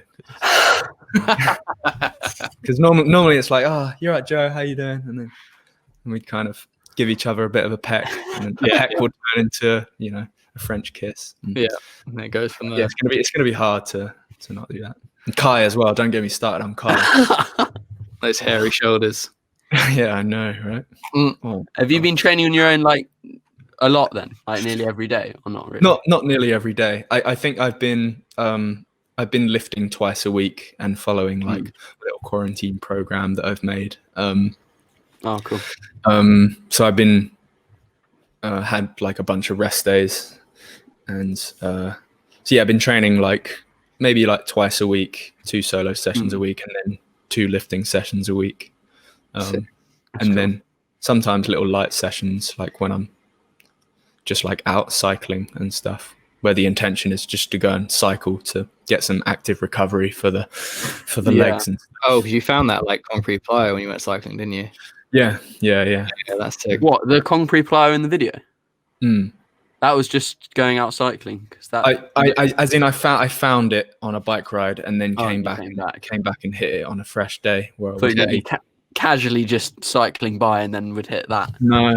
Cycling session. You see, when you're 28 and have accumulated 14 years of impact, you can't really do stuff like that on the fly. Even then, 40 minutes to warm up to that. The sad reality. Yeah, it's getting harder and harder. Yeah, but yeah, it's funny how you've said like, and it's very nice that it seems like I've been like haven't dipped or have been very active and stuff. Considering the last 2 years have had like lots of injuries and stuff. I think back, hips, ankles. You've been active, but I feel like your mindset's always stayed the same as well. But we've already said that, but which is good. It's never dipped. You never like changed your opinions on something like dramatically. I wouldn't say. Yeah. Oh yeah. As in like dipped out of parkour and yeah. Yeah, Sure. you still maintain being vocal. And I think even if like, let's say your hip is bad and maybe, I haven't seen Callum do a big jump in the last couple of weeks. I've seen you lifting on your stories. Like you're still putting out stuff that is relatable to sort of parkour and things. Okay. Yeah, sure. And I think that's what a lot of people just forget about. And I'm bad at it with like, it's the sad thing about maintaining social media is that to sort of maintain that presence, it just helps to be putting out a little steady stream. Yeah. And I guess that's not my intention really for uploading like the lifting stuff, because I know like I lose a lot of followers like like lifting and stuff, and it's not to like keep like I'm still here, guys. Still, but I think I just upload it because I like it, and it's nice to like watch back some lifting with some heavy metal music or something like that. It's kind of like it's kind of indulgent, and you feel good about what you've done a bit. Yeah, I don't know. So to sort of go back to the YouTube stuff, if I'm right in thinking from what I've heard, the Hong Kong POV sparked an interest from a certain Michael Bay, right? Oh yeah, because I have a few questions related to this bit, because when we were previously meant to record the podcast, the film had come out like 2 days prior, so I kind of wrote a few things about that. But so he saw that POV, right? And then did he fly to London to meet you guys? So we got the email from like the office of Michael Bay, and we thought it was completely fake. Like, oh really? Yeah, and they were just starting production and everything. I think they were on their way back from like the art director and Michael Bay were on their way back from scouting in Florence. Okay. And they swung by and we met them in London. We were fucking hyped, of course. Like, we met them on like the terrace of this really nice like hotel, and he was already like ordering people around, like people like the hotel staff and stuff. What is that scenario? Do you just go out there and Michael Bay's sitting there just like, oh hi? No, we met him like in the lobby, and he was like dressed in all white with a fucking tatty Transformers cap. And he was like, we got to keep this quick, guys, because we got another parkour team in 45 minutes. And we were just like, I'm just fucking with you. Like, come on, let's go. It was great. That was a funny experience. Yeah, he came to London specifically to meet with us. Yeah. I mean, that has to be one of the biggest. Well, that leading onto the film has to be kind of one of the biggest things that you've got from YouTube, right? I guess you met like Rio Ferdinand? Was it Rio Ferdinand? I don't know. Ronaldinho. Ronaldinho. Yeah. One of those. One of the best footballers of all time. Yeah. But yeah, I mean, the Six Underground thing seemed fairly massive. And what was the timeline of that? You met him and they were like, yeah, cool, we want you in. I can't remember, to be honest. I think just after that conversation, they seemed like pretty. Like I don't know if they were looking at any other teams or anything, but it seemed like they wanted us. I suppose, I'm not sure. And it wasn't like, oh, we want you to do a few stunts. It was like you're kind of. Yeah. Like they wanted us to lead. Yeah, that's it. We were blown away that they actually wanted us to lead the whole. Like that was it. They wanted the parkour in it to be time proofed, and they wanted it not to be like kind of lame and stuff. Yeah. But then they fucking shot themselves in the foot because the Hong Kong scene that Sasha fucking shot and directed. They've got that. Oh fucking hell! Do they not know that's a meme? If they wanted to make it like not tacky, like completely tacky proof, and then that was awful. You blew it, guys. You blew it. That it was like, no. I mean, if you're watching the whole, if you're watching the POV the whole shot as well. If you if you're watching the whole film, like it doesn't like seem out of place. To be fair, like the whole film is pretty tacky and freaking weird. Yeah, like loads of jokes that just completely miss the mark and stuff as well. It was the continuity errors as well, like a car driving on a busy sure. street and then just not being on a busy street and things. and there's a part like the you can just see Drew's face, like a slow-mo shot, like instead of Ben Hardy, and like a lot of people tore that part apart, like critics jumping down towards the camera and things. Yeah. But so to rewind slightly, so like because I mean in the credits you're credited as like the story unit, so you guys were brought in as not only like doubles but kind of characters in their own. Well, not, I guess some of you were doubles, and then like you had a with like, because Hazal got involved and stuff like that. But Sasha got the opportunity to actually be involved in shooting the thing, right? Which is fucking huge. Do you want me to shut the window? Because can you hear that loud like engine noise? I could shut the window. I can kind of hear it. Nah. I don't know. Shut it. Yeah, let's see. Turn this light on me. That's fine. You're not that dark. All right. One sec. I guess audio is probably where we get most of the listeners compared to the new videos. I could hear humming, but I just thought it was room background noise. It's not even any darker. Sorry, listeners. No, that's absolutely fun. Didn't really want to close the window. I just wanted to cut you off. That was another cut-off point, Callum. But yeah, so Sasha got to. Was he kind of, at what point was it like, yeah, Sasha, you're actually going to be helping film this thing? Yeah, I guess they wanted people that knew how to film movement. I guess. I'm not sure if there was any specific point, but we understood that during shooting in Budapest that we'd have like Sasha would be directing it and what's it called, DOPing. Yeah, I think just DOPing maybe. Yeah, and then I think there was a bit of a like we were told by Michael Bay that pretty much, and then they had this other DOP come in on the first day of shooting, Roberto, who'd filmed in numerous Michael Bay films. He was in he was DOPing in Avatar. And yeah, loads of big things. And then there was Sasha that was like there was confusion pretty much. Like Sasha still thought that he was like in charge. And Sasha's the most agreeable person you will ever meet. Like he will not mean to like to be a dick or upset anyone or rock the boat. And this Roberto guy, like he's like king shit. Like he's the bee's knees, and like Sasha's, and of course we're all just listening to Sasha. Like, and this guy, like it boiled up to the point where like Roberto, he's wearing like this full kit.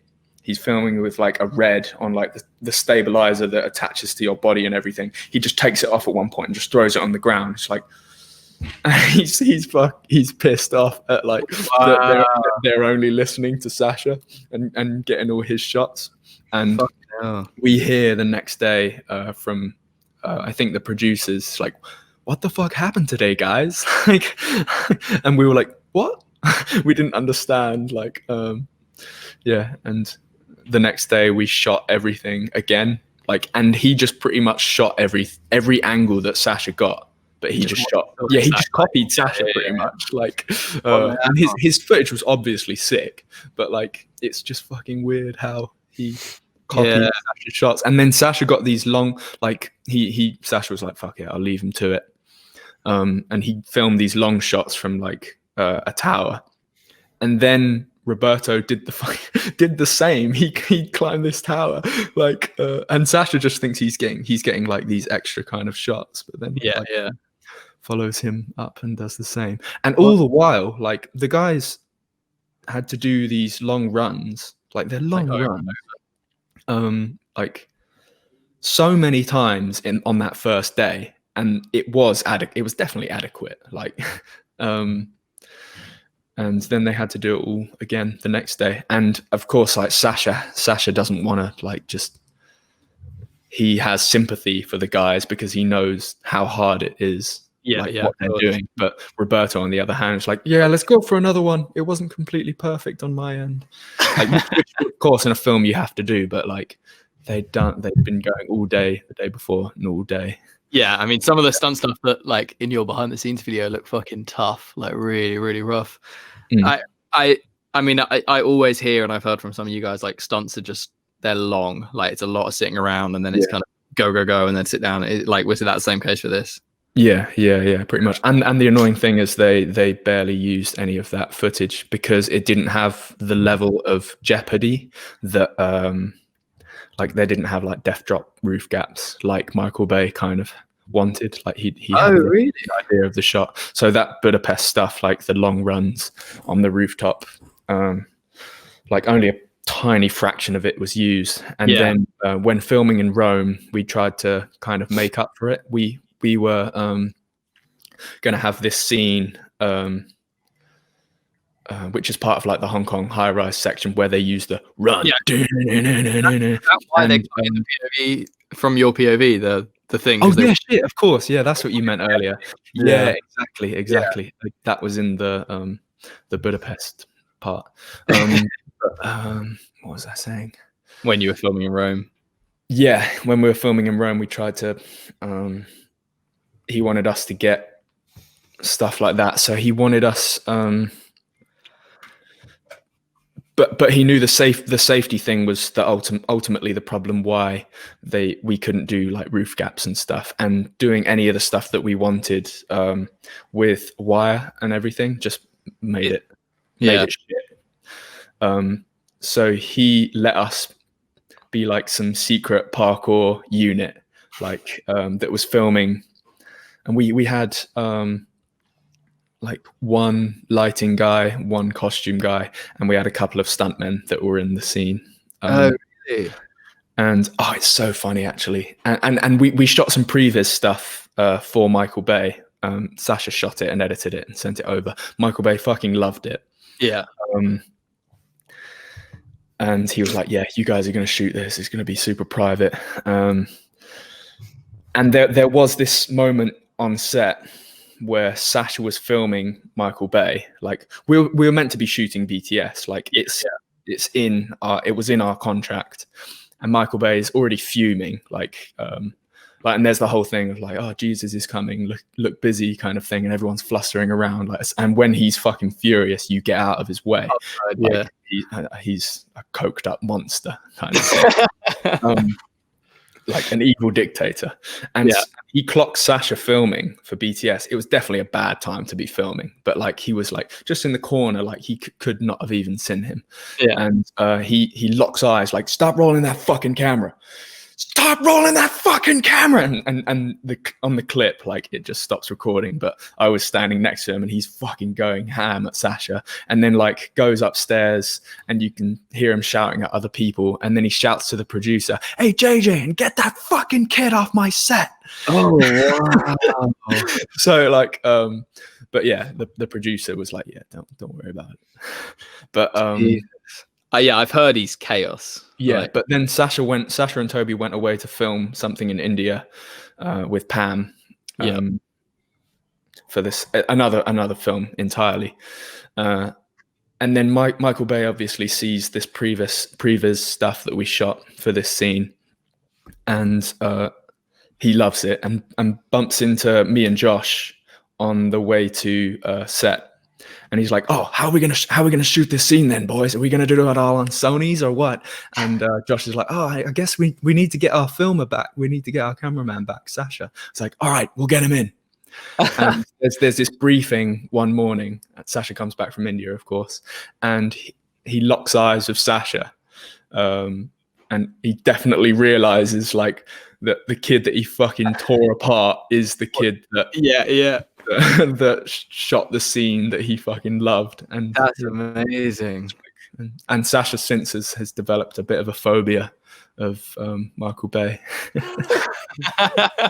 And it's hilarious as well. It's hilarious as well because like in the New York performance we did with the premiere, like with the paparazzi and everything, when we all dropped down and like he's standing by the container and Sasha ends up like right next to him and it's like just arm in arm with Michael Bay. It's like, you're in my nightmares. Sasha. But yeah, the scene, he was super happy with the scene, I guess. We were amazed by how much they used of that scene. It was so cool. Yeah. That scene was completely directed by Sasha. And that's the like nighttime stuff, the way you're running through that. Like, yeah. Toby showed me some of that previous stuff that I probably shouldn't have seen, but it was at Elwood. But yeah, that was really sick. That did just remind me, another one of Storror's ridiculous stories is the fact that you all got kicked out of India. Jesus Christ! That's a whole nother thing to talk about. But are you allowed to go back? Pardon me. I think we should be able to, because we weren't officially deported. There was no legislative process. Yeah, they kept us overnight. None of us slept. Like we were led to believe that we were going back to the hotel, but then they took us to the airport. And we're like shouting in their faces, like calling them cunts and everything. Did you have your bags and stuff? No, that's the thing. We didn't have bags, passports, or anything. We stayed at the airport for like 2 hours. Toby wasn't in like the video, so Toby was like technically a free man. So he was like out of the van, like we were like held in this van at the airport. He was outside the van, like mediating with like the police, trying to get them to take us back to the hotel, at least to get all of our stuff and our passports. And we thought Toby behind the camera. Or was he in the video but behind the camera? No, because it was shot with a POV. I can't remember what Toby was doing at the time or why he wasn't in the video. But yeah, he wasn't like. Yeah, okay. I didn't know if it was just he was like behind the camera and therefore they hadn't seen him. Yeah. That'll be dumb. What's it called? Yeah, so they took us back to the hotel and we got all our bags and everything. Fucking hell. That's another hectic one. And that also reminded me of why you were shooting Six Underground. You also jumped on all the old police cars and then had your phone taken away, right? Yeah. I mean, that police car was like ancient. It was out of commission. It was destroyed. And yeah, we just thought it would be funny to do something. Toby was telling me that you got like marched out of the hotel by the police, like in front. Yeah. They woke us up at. They were knocking on the door at 7 a.m. I thought it was like the maid coming to clean the room every morning. It would be like, no. Oh, we're being arrested. And then the knocking continued. I was like, for fuck's sake, go away! Just open the door, just like police. Yeah, that sucked. They stole our phones and everything. Yeah, you never got them back, right? But yeah, it was what was really annoying was like we got completely slated by the Italian parkour community, Rome, not just the Rome parkour community, but yeah. The media painted you really. Definitely some, but and painted parkour really badly, and definitely did some damage, potentially damage that I hope the Rome parkour community hasn't suffered too much from. But yeah. Oh, really? Wow. Super guilty for that. Yeah, that's savage. So I'm literally just going to rush to have a piss quickly. My stomach is going to blow. Loud. So I mean, yeah, you have a nice cameo in. Is he all right? Is Keelan okay? He seems really off. He's not talking very much. I butt in all the time. No, he said when there's guests on, he likes to listen. And he gets. Yeah, I know. I listen to the podcast enough to know.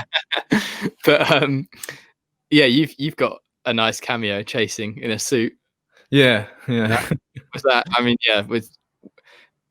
I can imagine the last thing you want to be cameoing as is somebody in a suit just for the sort of parkour stereotype. But yeah, it's pretty funny. Yeah. How was kind of your roles, your involvement? Because obviously Drew and Benj got kind of probably the lion's share of. Yeah, absolutely. And in terms of hours and everything as well. Yeah. And they were in Florence and stuff too. But yeah. But like that was good for you. Like you enjoyed that. Yeah. Not I guess you didn't really do any like hardcore stunts, did you? It was No, I was very happy that I didn't have to do.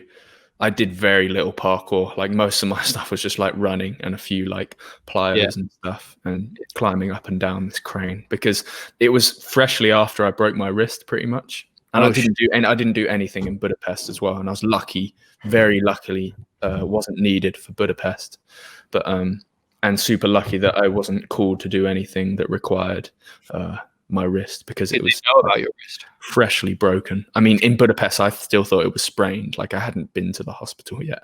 Yeah. No, they didn't. No one knew shit. And yeah. I was wearing a brace. Like, yeah. But apart from get kicked off. Keep it secret. Do you know Mike Snow? The singer. No, Mike. I think it's Mike Snow. Stunty Smo. He is on Instagram. He's like a ginger parkour guy from Adelaide or Brisbane. I can't remember. But he's a stunt man, and he got called onto the film shortly after fucking up his wrist as well, doing the suicide wall run backwards, like the scary way, and he slipped, face planted at the bottom, like the worst I've seen. Down the bottom. Yeah, bad. So he got to the ledge and or like, you know, like the underhang of the ledge, and then just kept rotating and then fell down. I'm not sure about onto the flat or onto the steps. But so there was me and him. Oh, how's your wrist, man? Yeah, it's all right. I'm just terrified that they're gonna make me do anything. It's like, same, yeah. And I guess he was like maybe more expendable than me, in terms of like they have loads of different stuntmen to like at their disposal. So like if they find out that he's got any injury, then he's fucking gone, kind of thing. Yeah, of course. Yeah, that's quite funny. I'll send you the video of that battle, because I'm keen to see that. Yeah. Oh my god. So last sort of 6 underground question, because the film's obviously it's old news now, but I mean, what was your involvement like? Did you actually get to hang out with Ryan Reynolds or anything like this? Like, no. We were like hanging around on set with him and stuff, and just like made eye contact a couple of times. That's pretty much it. Oh, Drew. He thought Drew was Ben Hardy at one point. Oh, really? Like we started talking to him, and Drew was like, "Oh, I'm actually the stunt double." And Ryan Reynolds was just like, "Ah, you're a good damn double," or something like that. But we got proper friendly with Ben Hardy and stuff, because Benj and Drew were like teaching him parkour like beforehand. Is that because people like Ryan Reynolds are kind of ushered in for their lines and then ushered out, or like? Yeah, pretty much. Like like the stars weren't like sticking around that much. Ben, it was a bit different for Ben. Did you just dab, Keelan? I sneezed and muted the mic. Imagine. Dab it out. Is that just a weird environment then to like see? I mean, I've seen the behind the scenes for sure, but nothing of that size. I've been watching like Ryan Reynolds films since like Van Wilder and stuff. Yeah. That's very, very strange. And in New York as well, he walked through our green room when we were doing our performance to introduce him for the Today Show. Oh, yeah. It's quite weird. Like, yeah. You right, mate? Crazy times. You got any questions, Keelan? Yeah, I'm chilling. You're chilling. All right. I'll just worry because you're sitting in silence. No, it's all good. All right. Okay. So, I mean, with 6 Underground and obviously YouTube, clothing, etc., there has like undeniably, kind of knowing you guys fairly closely, there has been an introduction of money into your lives, which in the parkour world is kind of a rarity for a lot of people. You sort of, a lot of you now have sort of bought property or are renting and things, and obviously, as we said a few years ago, some of you were really kind of didn't have anything. Has that been like I mean, obviously it's not been like none of you guys have been in this to get rich, but have you always tried to be sort of money minded in terms of like the growth, or has it always just felt like it's just been like take it as it comes? Yeah, pretty take it as it comes, pretty much. Yeah. all I ever wanted really was to be kind of financially stable. Yep. Because it just, like, me and Sasha have not been that, like, at any point in our life really. Yeah. Like that. Especially like 2015, we were like stealing food to eat and everything, and so like that was pretty rough time. Yeah. And do you feel sort of sustainable now? Like, do things feel like they're at a good level? Yeah, absolutely. Yeah, it's good. And does it, I mean, like, does it feel like, I think kind of as we touched on earlier, like you rely on a physical activity that relies on your joints and stuff like this. And obviously Storror as a brand is now like well established and you have consistent clothing sales and things. But when you look to the future of like 5, 10, 20 years, is it like shit? Well, like, I mean, what, you're 27, like 10 years time, 28. Yeah. So 10 years time, you'll be very close to 40. Your athletic career will not. I know. For me, it's 10. Like your athletic career will not be sort of. Hopefully, it'll still be at a decent level, but it's not going to be kind of the same. So,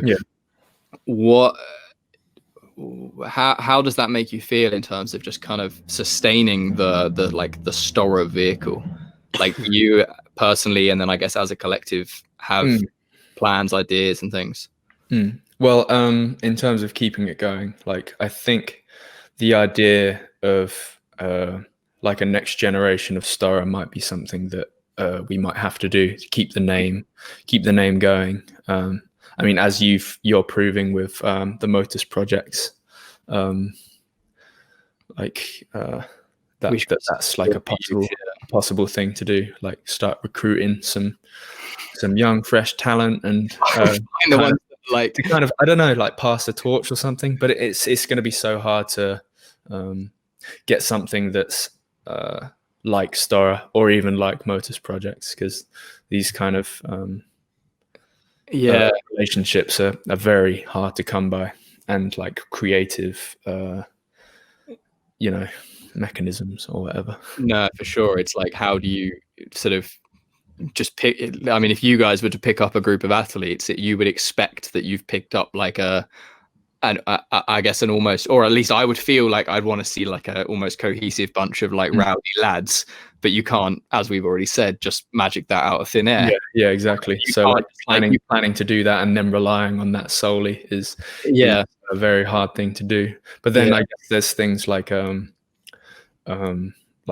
starting a gym kind of thing. We've been looking into that for a very long time on that kind of thing. But that's like the coaching aspect. I'm definitely down to like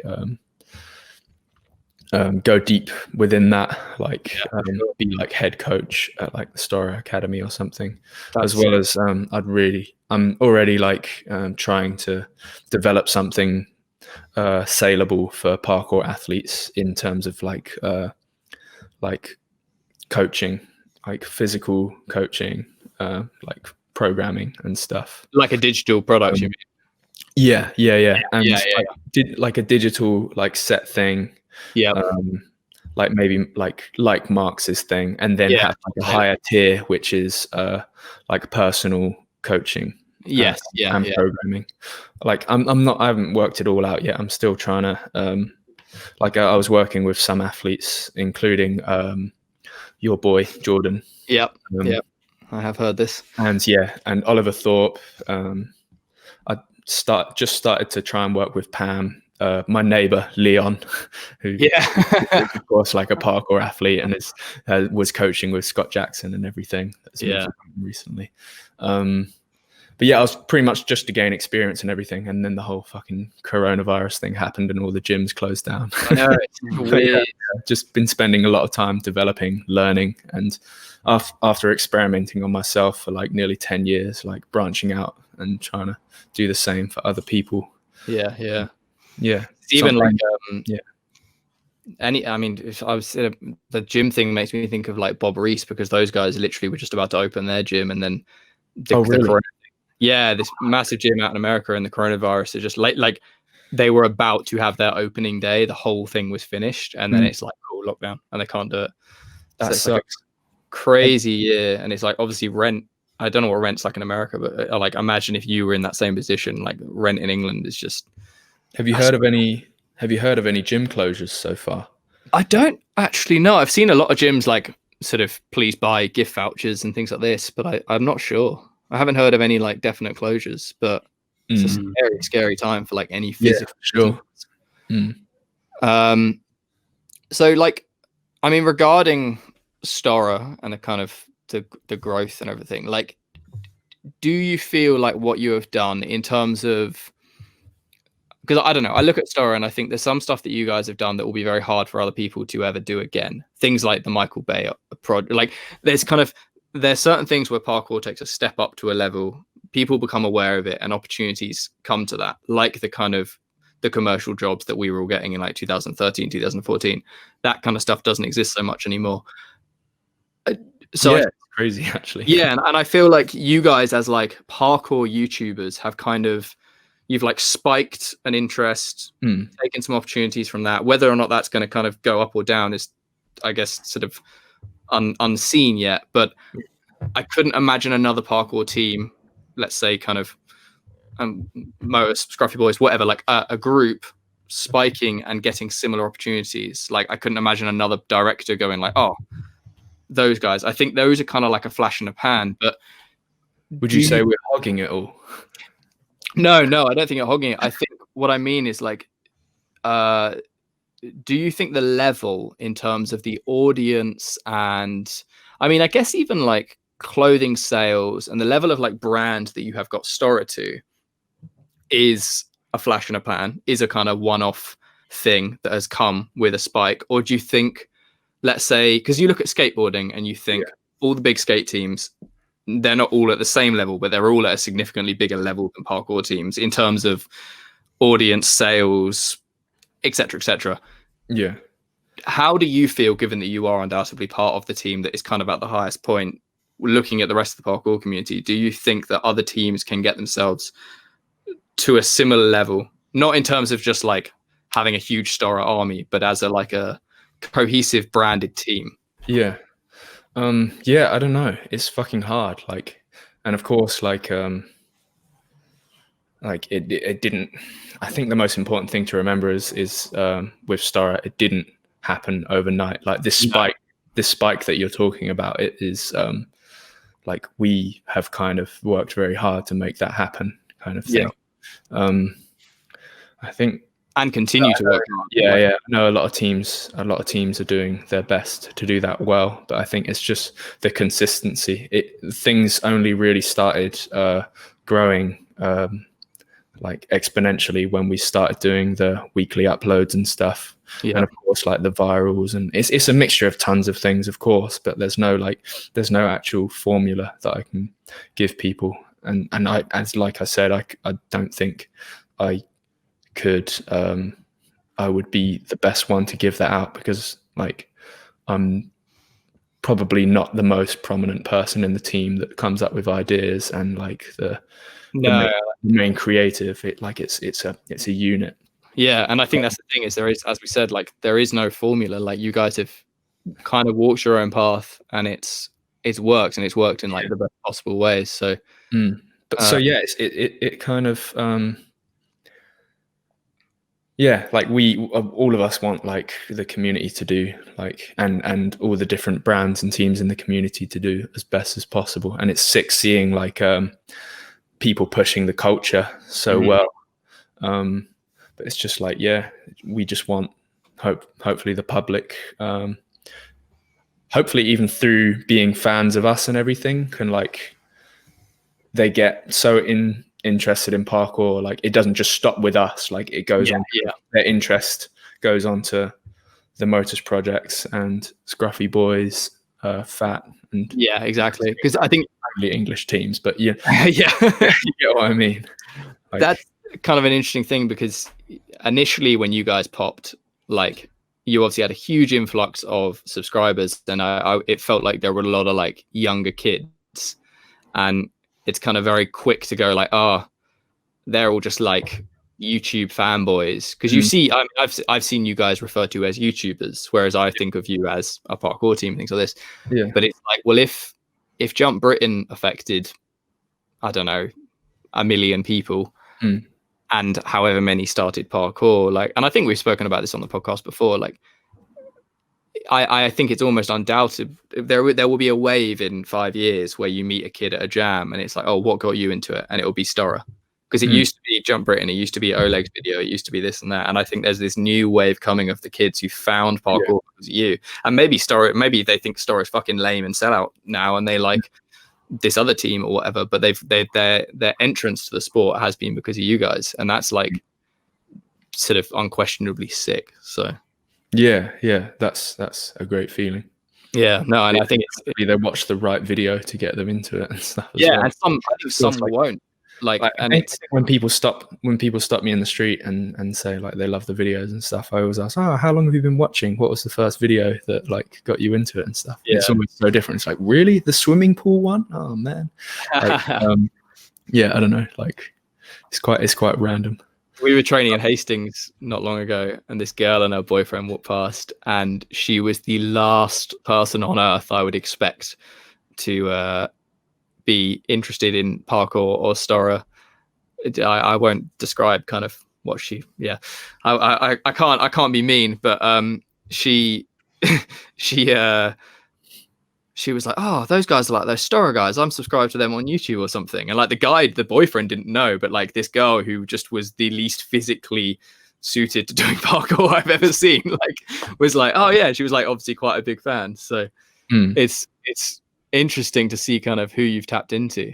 Yeah, it's really cool. I love like that our culture is like leaking out to the public, and it's like, oh yeah, you don't do parkour and you but you know it and you respect it. So I guess that's the important thing, like making it culturally cool and making what you're doing something that is like watchable and relatable. Well, not even so much relatable, but it's people like seeing niche things as well. But like, for sure. And I think we're all on the right path. But as we've said, it's not an overnight thing. Like, I guess that's the thing with any teams. Like, the consistency is like I said, it's not just like making one video and then it hooking a person. It's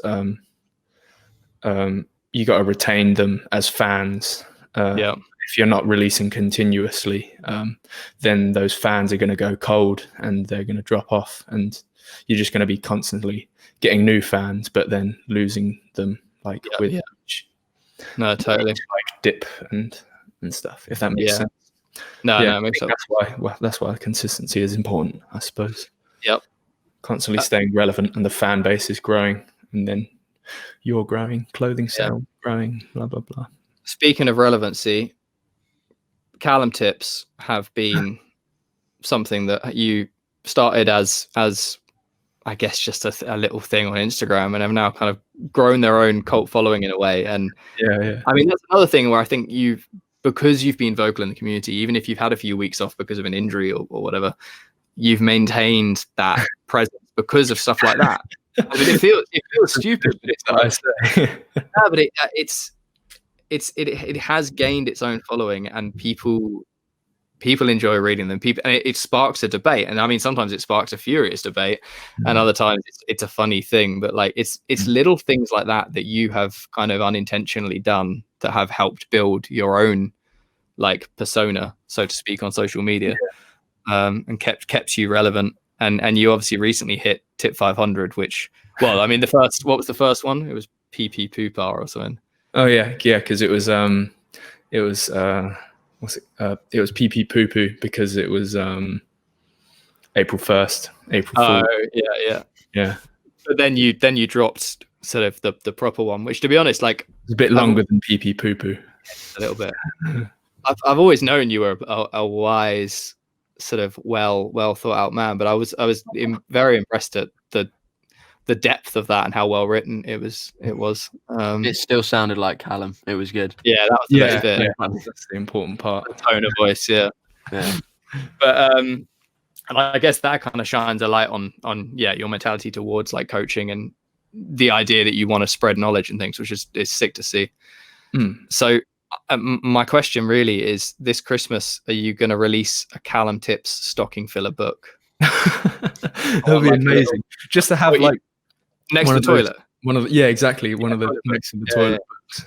Like that, 100% do it. Yeah. Toby's been trying to like push me to try and do it. I don't know how to go about like getting like some independent publisher or something. Maybe I'll talk to Max about like how he did it or whatever. But it'll be so weird. Yeah, I don't know. Would it just start from like tip 1 and then like chronologically go through them or whatever? Be a random selection of Callum tips, like bits of wisdom, of wisdom while you poo, something like that. One of them is literally if you've had 2 poos before midday, you're off to a good start. That's one of them. So. Do you write them? I assume you don't just go, oh shit, I need to write a caption and then you write a Callum tip. Like I'm assuming you've got a little bit of a backlog. And I do have a backlog. I've got like a big, really long note on my phone with like all of them pretty much. But usually, like if I don't have anything backed up and I've got like a post already ready from the day of training, then I'll just like come up with something. Oh, I've just remembered. This is my constant paranoia that I have.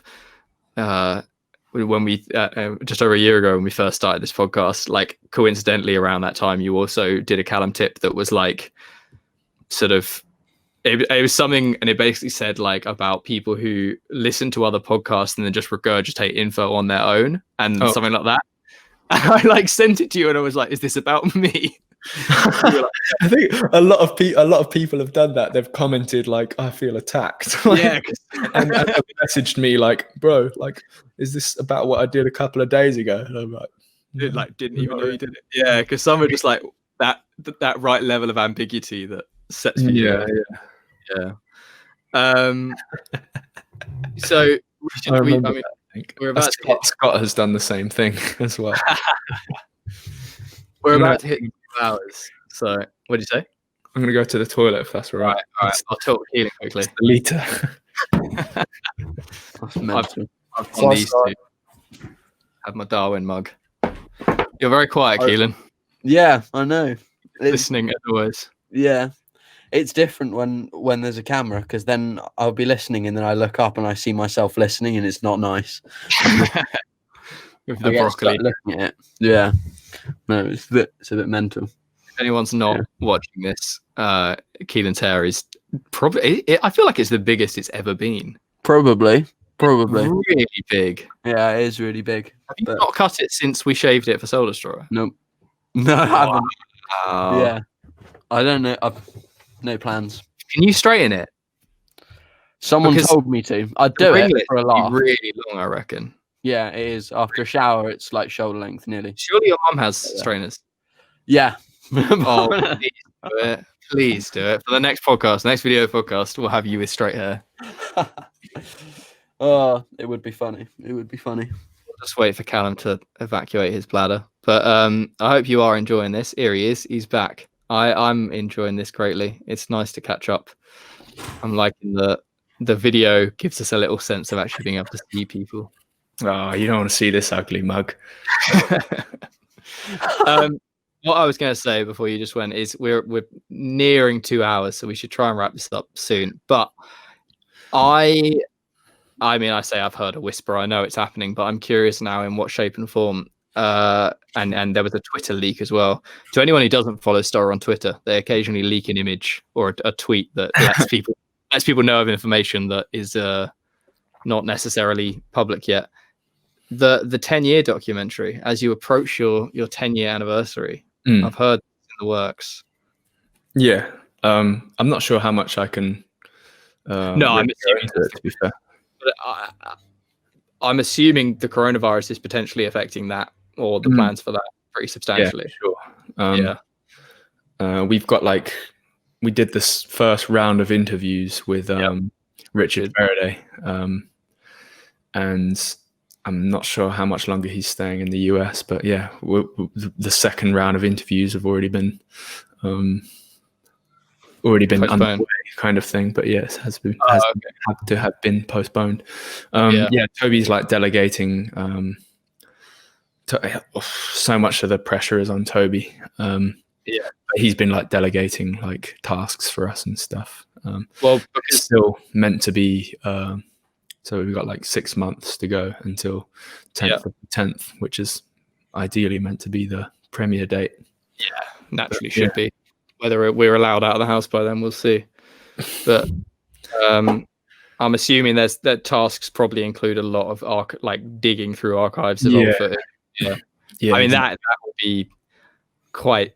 I'm really curious to see like what direction it's going to take or what angle it's going to take. But that's a story to tell, and the amount of shit as well. I think it's going to be I think for us as outsiders, it would be amazing to watch, but also for you guys, it's like a reflective thing would be fucking amazing because Toby will kill it as well. Like, yeah, absolutely. Yeah.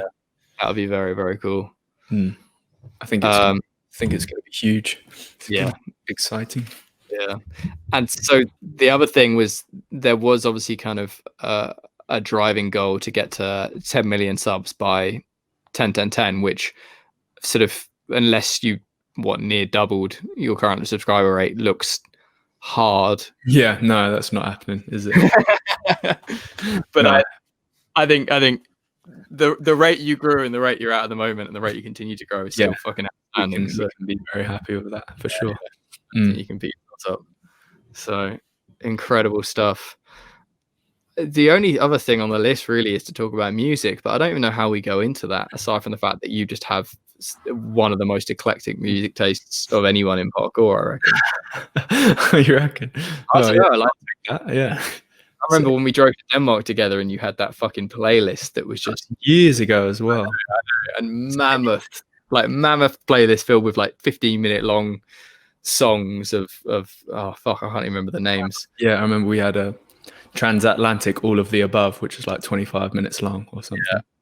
And incredible stuff that I kind of would never like dig out on my own, but I'd love to listen to. But I don't even know where to like. There's nowhere really to start. I think I assume you have a Spotify. Yes, I have. You have playlists that people can listen to and things. Because I have a bunch. Callum Storror is my account name, and I have a metal playlist called it's called the Be All End All Metal Playlist. It's like 400 songs or something. The Ultimate Parkour Playlist, which already has like a few followers, and I don't know how. It's like 340 old school hip hop songs or whatever. Oh, amazing. You just said a few followers, so I'm going to guess that's a substantial number. I'm going to go look that up. No, not that much. Like I mean, like 40 followers, but like I guess that's just from people searching parkour. And just like some jazz and stuff as well. You have baseline bangers. Oh yeah, that's inspired by Ed. There's not much on baseline bangers. Oh, I have the prog rock playlist, which it tells you how much time there is. Like there's like 60 songs or something on there, but it's because prog rock has very long songs, there's like several that are like half an hour to 50 minutes long or something. It's like 30 hours compared 30 hours of music compared to like hip hop playlists or something. Yeah. What would you say is your like overarching favorite genre? Probably metal, but metal is still very very broad. Like I like the nerdy music, and metal is like a vehicle which can take you anywhere pretty much. In terms of is it Tesseract? Tesseract. I'm more into Between the Buried and Me, I guess. Between the Buried and Me, yeah. But Tesseract are good too. But yeah, like it's a vehicle where you can just make whatever you want. Yeah. Like you're not restricted to any tempo or whatever. or any like instrumentation, as you know, I guess. Yeah, no, of course. Amazing. Well, we should probably leave it at that. Anyway, how are you guys doing? I'm banging. Yeah, I'm literally just editing all day. Working on Storror. So. Oh yeah, when's that looking to come out? Have you ditched the idea of filming new stuff for it? Yeah. We stopped filming after Europe because that's when everything started to get locked down. It's the main video is like approaching. Within a couple of weeks, it'll probably be pretty much there, and then I've got to do behind the scenes, which won't actually take that long. And then we got a few other things. So I'm aiming for like end of May. There's a few other things to sort out, like clothing stuff and stuff, but that'll be the hope. Send me some of the new bits when they come out. Yeah, I will do, of course. Don't worry. If we can actually send stuff, we can send stuff. That's all right. Yeah. I'll just sanitize it down. Yeah. Washing your vegetables and stuff. I can't remember what I was going to say, but I think I've enjoyed this. Hopefully you've enjoyed this, listeners and viewers. And if you're not already following Callum, then I don't know how you found this podcast, because if you're listening to this and you're not following Storror, then something's gone very wrong. But you got anything you want to say? Anything you want to plug, Callum? Not that I can think of, really. Nothing that springs to mind immediately. If people want to read Tip 500 because they're a parkour nerd and want to kind of take their training a bit more, even take their training further, or just like a bit more seriously with some structure or whatever, that's probably a good read. Even if you want a bit of a laugh. It just gave me a bit of a drive, I think, when I read it. Like, I didn't necessarily think, shit, I need to implement all of this stuff, but I was like, oh, I need to actually train. So, well, I mean, writing it like revealed like loads of like insecurities in my own training, of course. Like it did the same for me. Like, sick. Well, thank you very much for coming on. I'm glad we finally got to do this. Yeah, same. My pleasure. Normally we would record a secondary outro after the guest is gone, but because we're filming this, it's going to be awkward. So we'll just end it like this, I guess. But I mean, obviously you've checked out Storror, but I mean, check out Storror? No, you've checked out Storror. Check out Motus if you haven't already. We'd appreciate that. TMP Prodcast if you want 10% off the store. If you enjoy this podcast and want to listen to others, then just there's links and other episodes. The Phil Doyle one has been incredibly well received and is an amazing listen. And yeah, we appreciate your support and also hope you're all safe and well in these very strange times.